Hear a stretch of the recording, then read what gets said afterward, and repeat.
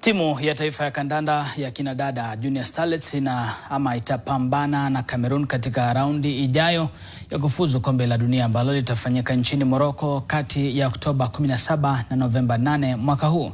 Starlets ilishinda Tin Cranes jumla ya mabao 5-0 katika raundi ya pili.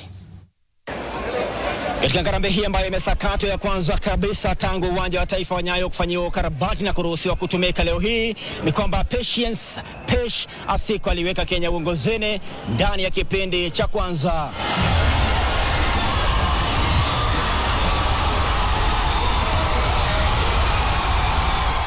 Brenda Achieng alifunga magoli mawili katika kipindi cha pili na kuhakikishia Kenya alama 3 muhimu.